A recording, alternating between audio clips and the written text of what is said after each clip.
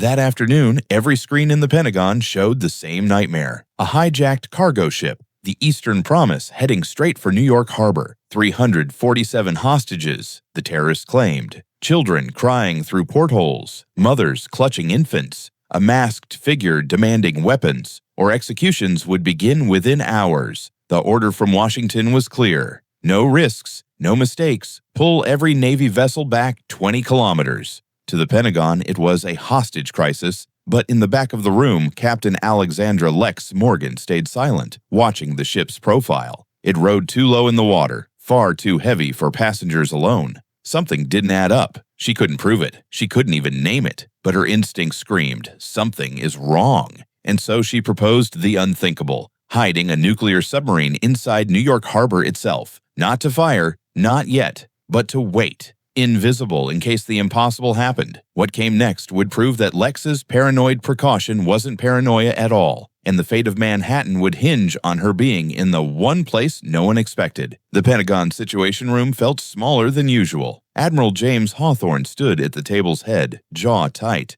eyes fixed on satellite feeds. Cargo vessel, the Eastern Promise, moved steadily toward New York Harbor. On every screen, haunting images played on loop. Children's faces pressed against portholes, crying. Women holding infants. Men with hands raised. They're demanding military-grade weapons at Pier 17, FBI Director Rachel Morrison said. Anti-tank missiles, C4 explosives, tactical rifles. 4 hours to deliver. And if we refuse, General Marcus Drummond asked. They execute 20 hostages every hour, starting with the children. Silence. On the monitor, a masked figure appeared, voice distorted. You have 4 hours. No tricks. No military presence within 20 kilometers of the harbor. We're watching everything. Satellites, drones, ships. One mistake, and these people die. Secretary of Defense Thomas Bradford exhaled slowly. How many hostages? They claim 347, Morrison replied. We've identified some through facial recognition. Tourists, dock workers captured during the hijacking. But Captain Lex Morgan, standing in the back corner, hadn't taken her eyes off the screen. Something felt wrong. Captain Robert Sinclair noticed her stillness, that particular quality she had when running tactical scenarios. Captain Morgan, Hawthorne called. You have something to add. Everyone turned. Lex stepped forward, the ship sitting wrong in the water. Look at the draft markers. That vessel should ride much higher if it's only carrying people. Drummond frowned. Meaning it's carrying something heavy. Very heavy. I don't know what. Could be weapons, cargo, supplies. But something's not adding up. She paused. And those video feeds, have we verified they're live or could they be pre-recorded? Morrison checked her tablet. Tech team is analyzing now, but we don't have time, Hawthorne interrupted. Captain, even if something seems off, we can't risk 300 lives on draft markers. We give them what they want, secure the hostages, then deal with the terrorists. Admiral, I'm not saying the hostages are fake. I don't know that. I'm just saying, what if something goes wrong? What if we need a backup option? What are you proposing? Bradford asked carefully. Lex pulled up a digital map of New York Harbor. Let me position the Leviathan in Battery Park, submerged, at periscope depth. It's just a precaution. If everything goes as planned, they take the weapons, release hostages, I stand down and return to station. But if this situation changes somehow, we have an option. Dead silence. You want to put a nuclear submarine in New York Harbor? Drummond's voice rose. As a precaution. Virginia-class subs need 60 feet for safe operation. This would put us at 48 feet with less than 12 feet of keel clearance. It's tight. It's dangerous. Lex's eyes met the Admiral's. But it's possible. And if something unexpected happens, the Leviathan can respond immediately, the kind of response surface vessels can't provide from 20 kilometers out. You don't even know what you're preparing for, Morrison said. No, I don't. But that ship feels wrong. The weight distribution is wrong. Something about this whole situation feels wrong. Maybe I'm being paranoid, but I'd rather be paranoid and ready than right and helpless. And if you're just being paranoid, Drummond challenged, if they make the exchange and sail away, then I surface quietly, return to station, and you can reprimand me for excessive caution. Admiral Hawthorne studied the map. 34 years in the Navy taught him one thing. When a submarine captain with 20 years' experience says something feels wrong, you listen. This is contingency positioning only, he said slowly. You take no action unless the situation clearly becomes hostile. Crystal clear? Crystal clear, Admiral. I'm just insurance. The backup plan if everything goes wrong. Get to your boat. You have 6 hours to position. As Lex turned to leave, Hawthorne's voice stopped her. Captain, this is just a precaution. Understood? We expect a normal hostage exchange. Understood, Admiral. I hope I'm just being paranoid. But what Lex was about to do would test every skill she'd learned in 20 years of submarine command, because navigating Battery Park was the easy part. The hard part? Nobody, not even Lex, knew what was really on that ship. 1447 hours. USS Leviathan approached New York Harbor submerged, running silent at 3 knots. Red lighting cast shadows across focused faces in the control room. Lex stood at the periscope station, eyes on sonar. Depth under keel, she asked quietly. 24 feet, Captain, Lieutenant Commander Jake Harper reported. We're cutting it close. Story of our lives, XO. Voice steady, but knuckles white on the periscope grips. The submarine was entering waters no nuclear sub belonged. Shallow, narrow, surrounded by millions of afternoon commuters. Chief Petty Officer James Bulldog Davidson monitored weapons. Fire control green. Marked 48 torpedoes loaded, tubes 1 and 2, firing solution programmed. Sonar. Sonar technician Maria Santos adjusted headphones. Surface traffic minimal, 2 NYPD Harbor Patrol, 3 commercial tugs, all outside 20-kilometer perimeter. Cargo vessel bearing 340, speed 6 knots, 18 kilometers out. Eastern Promise was on schedule. 1,600 hours arrival at Pier 17. Taking us to periscope depth, Lex ordered. Nice and easy. 5-degree up angle. The massive submarine rose like a steel whale through murky water. Depth gauge counted. 55 feet, 50 feet, 48 feet. Depth under keel, 14 feet, Harper reported, voice tight. 14 feet. Less than a pickup truck between sub-belly and harbor floor. 1 miscalculation, 1 current, and Leviathan runs aground in full view of Manhattan traffic. Steady. All stop. The submarine settled at 48 feet, hovering. Through the periscope, Lex saw afternoon sun glinting off Manhattan's skyline. Freedom Tower, Brooklyn Bridge, thousands of windows reflecting golden light. Position locked, Santos confirmed. Battery Park, Hudson River entrance. We're invisible. 1 breath. They'd made it. Impossible insertion complete. Now, waiting. XO, rotate to battle stations quietly. No unnecessary movement. No active sonar. We're a hole in the water until that ship moves. Aye, Captain. The submarine settled into hunting mode. That peculiar silence where every crew member becomes the machine, waiting, listening. At 15:15 hours, the cargo ship entered Upper New York Bay. Contact bearing 352, range 11 kilometers, Santos reported. Speed 6 knots, course direct for Pier 17. Through the periscope, Lex watched Eastern Promise pass the Statue of Liberty in afternoon sun. Even from here, she saw it. The way the ship sat heavy in the water. That odd draft. What was on that ship? Just hostages and cargo. Or something else. Pentagon feed showed exchange preparation. Pier 17 empty cleared. Wooden crates with military insignias waited. Weapons the terrorists demanded. The bait. Captain ship's slowing, Harper said suddenly. Speed reduction to 3 knots. Through periscope, Lex watched the vessel approach Pier 17. The moment of truth. Would they take the bait? Please let this be normal, she thought. Please let me be wrong. 1 kilometer from pier, 500 meters. 200. Then it happened. Captain? Santos's voice cracked. Course change. Bearing shift 085, speed increasing to 12 knots. Through periscope, Lex watched the unthinkable. Eastern Promise bypassed Pier 17 completely, turning north, accelerating, heading directly for Lower Manhattan. No, she breathed. Something was wrong. But what? Battle stations, she commanded. This is not a drill. Hawthorne's voice crackled. Captain Morgan, hold fire. We still have possible hostages aboard. Repeat, hold fire. Stand by. Lex's jaw tightened, ship turning toward Manhattan, but Pentagon couldn't act, not with 300 lives at stake. Range to target. 5,000 meters and closing, Santos reported. Speed 12 knots, steady course for Lower Manhattan. 4,000 meters, 3,500. Every second brought it closer. What was happening? Hostages being moved. A double cross. Something worse? At 3,000 meters from Manhattan, every screen in America lit up simultaneously. That's when the terrorists revealed the truth.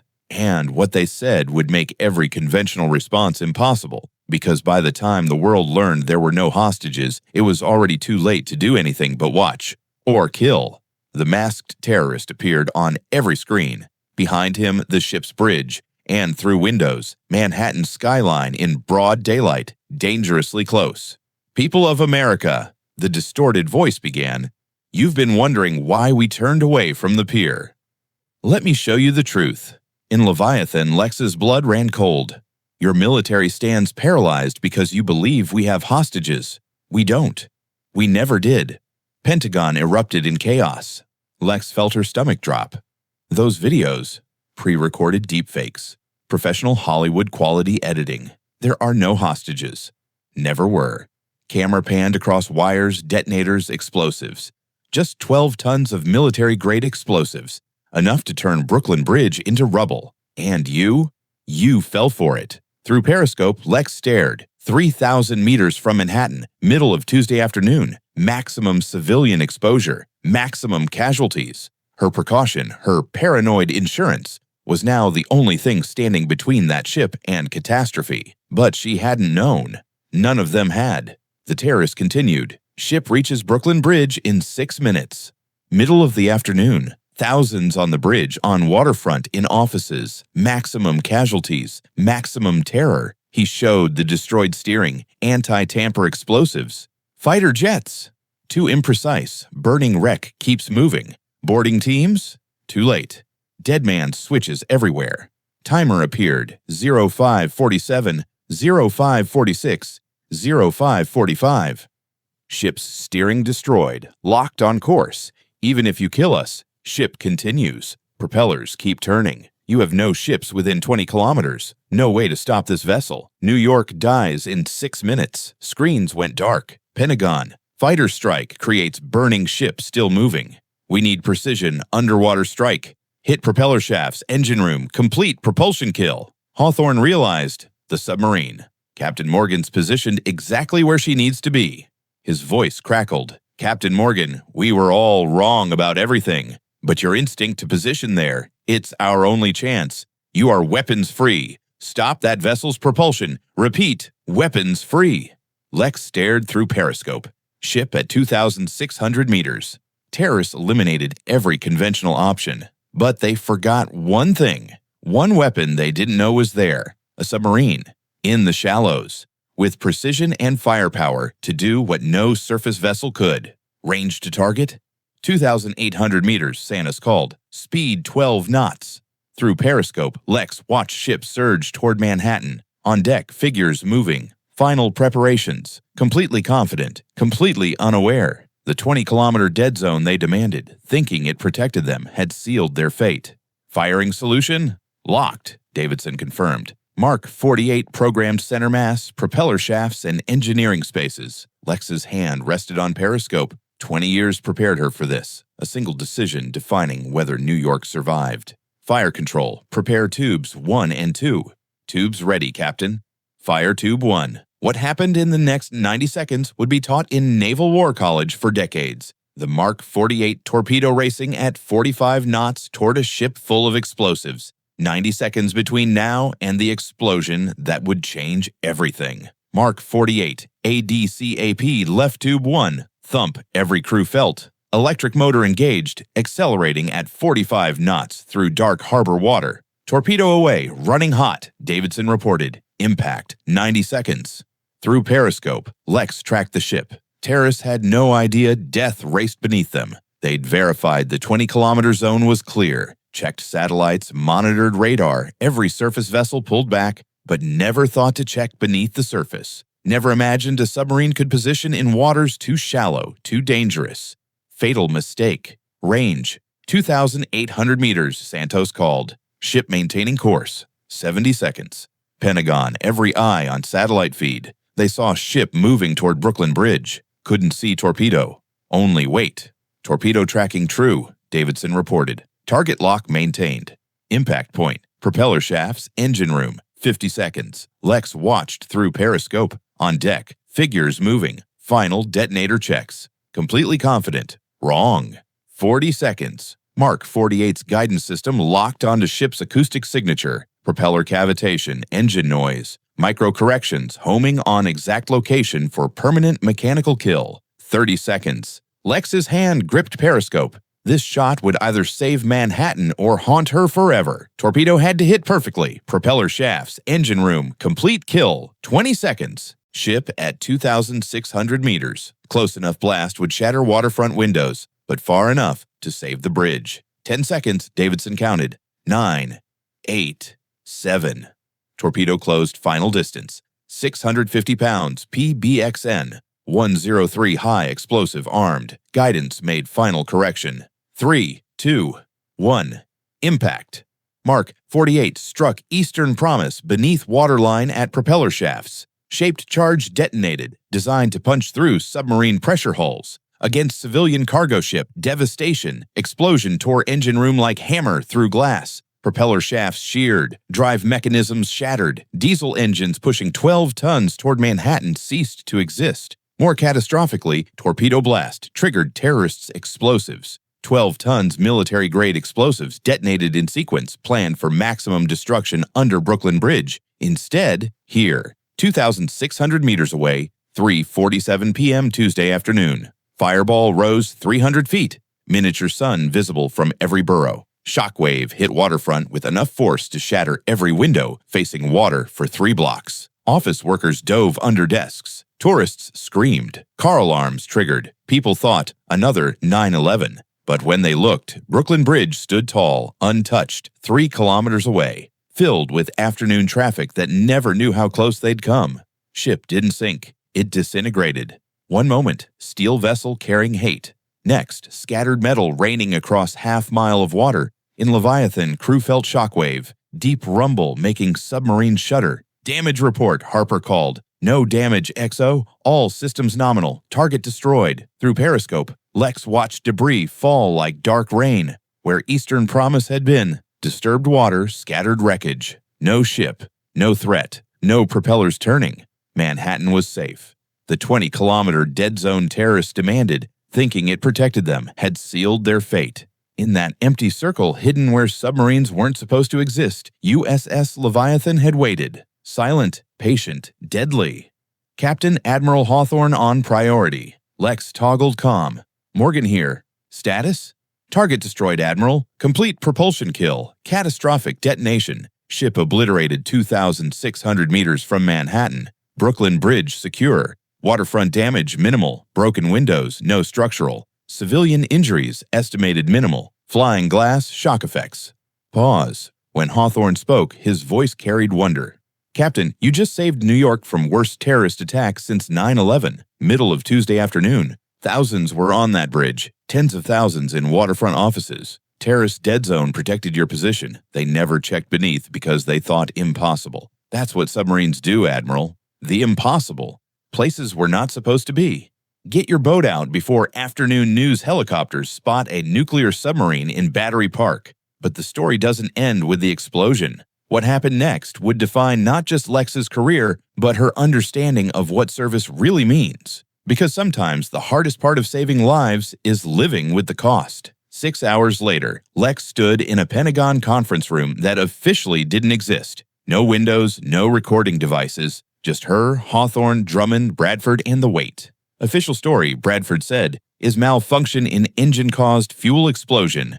Terrorists transporting illegal weapons detonated. No Navy involvement, no submarine, no torpedo. Lex nodded. Expected. The injured civilians? 2 office workers, Hawthorne reported. Flying glass when windows shattered. Minor lacerations treated and released. That's it, Captain. 2 injuries, because you stopped that ship exactly where you did. 2 people hurt because I had to act, Lex said quietly. 2 people with Band-Aids because you saved thousands, Drummond said firmly. Thousands went home to families because of what you did. I know. Lex met his eyes. But I think about those 2 every time I close my eyes. How close we came. Bradford leaned forward.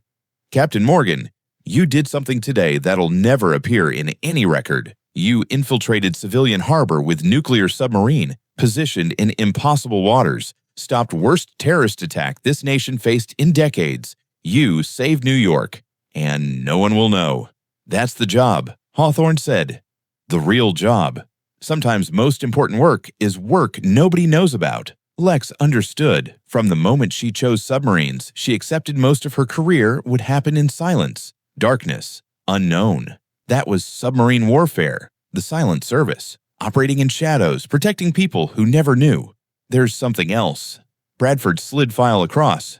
Your instincts about fake hostages. We analyzed videos frame by frame. Deepfakes, sophisticated, but fake. Terrorists never had hostages. All deception to make us pull forces back. How did they know we'd do that? They studied us, Drummond said. New American doctrine knew we'd choose saving lives over tactics. Weaponized our humanity. But didn't count on one thing, Hawthorne added. Officer who trusted instincts, who saw what others missed, who risked everything on hunch that turned out right. Lex looked at evidence. Sir, if I'd been wrong, if real hostages existed, what would have happened? Bradford met her eyes. You'd be in military prison, court-martialed for murder, career over, name synonymous with worst disaster in history. And you. We'd throw you under the bus, Drummond said bluntly. That's reality. When you're right, no one knows. When you're wrong, everyone knows. And you fall alone. Lex absorbed this. Every decision today. Her neck, her career, her life. I understand. Anything else? Hawthorne pulled out small case. Inside, Navy Cross. Presented in private ceremony. No press, no record. We'll cite classified operations. Only 6 people in this room will know what it's really for. Lex looked at metal, felt lighter than it should. Thank you, sir. You've earned it 100 times over. USS Leviathan reassigned to Pacific Fleet. You leave tomorrow. By the time you reach new posting, New York will have forgotten. City moves on, people return to lives. And somewhere, submarine captain carries memory of day. She saved them all. They filed out, leaving Lex alone in room that didn't exist, holding metal for operation that never happened. She thought about Battery Park, impossible navigation, torpedo racing through dark water, thought about 2 injured civilians and thousands safe. Most of all, the silence, permanent silence that was price of this work. Knowledge she'd done right thing, made right call, saved countless lives, could never tell anyone. But that was okay. That was the job. The burden she chose, putting on uniform, taking submarine command, swearing to protect. Some heroes wore capes, stood in spotlight. Others dove deep and never surfaced. 3 months later, small maritime museum in Brooklyn opened new exhibit about harbor history. Section about cargo ship explosion, accidental detonation that Tuesday afternoon. Lucky brake ship exploded far from bridge. Narrative, malfunction, tragedy, terrorists whose weapons destroyed them. Office worker stood before exhibit, small bandage on forehead, souvenir from flying glass. But alive. Still gives me chills, she muttered. I was at my desk. Whole building shook. Lucky ship exploded when it did, friend said. Any closer to bridge? Yeah, she touched bandage. Could have been so much worse. They moved on, across city, beneath Atlantic waves, submarine cut through deep water toward Pacific. In control room, Captain Alexandra Lex Morgan stood at periscope, checking position, running calculations, keeping boat safe. Crew alive. On uniform, barely visible in red lighting. New ribbon. Most wouldn't recognize it. Only handful knew story behind it. Captain approaching deep water, XO reported. Permission increase speed. Granted, 20 knots. Set course Hawaii. Aye, Captain. Submarine accelerated, diving deeper, moving away from New York, from city she'd saved, from millions who'd never know her name. That was fine. That was the job. In darkness, in silence, protecting people who slept soundly because someone stood watch in deep. Behind her, barely audible. Hear about Captain off New York? Official story says no submarine there. Yeah. Pause. Which probably means craziest operation anyone's pulled off. Quiet laughter. Lex allowed smallest smile. Let them speculate. Let them wonder. Let them never know for sure. Some truths meant to stay in darkness. Some heroes meant to remain invisible. Sometimes, most important missions were ones never officially happening. USS Leviathan continued west, leaving New York behind, carrying secret never told, story never written in official history. But in Brooklyn Museum, exhibit would remain. Maybe years from now, someone would look and wonder. Someone would ask questions. Someone would piece together impossible timeline. Perfect detonation, submarine that couldn't have been there but must have been. Maybe that person would understand truth Lex Morgan lived. Real heroes aren't in headlines. They're the ones who dive deep, stay silent, surface only when mission complete. Ones who save world while world sleeps. Silent guardians, invisible protectors, submarine commanders who navigate impossible waters, make impossible shots, never tell. 3,000 miles away, as Leviathan cut through Pacific, Lex touched Navy Cross ribbon one last time, then turned back to crew, back to endless work keeping them safe, hidden, ready for next impossible mission, because there would always be next mission, always another threat, crisis, moment where someone had to step forward and do impossible. When that moment came, Lex Morgan would be ready, in darkness, in silence, in deep.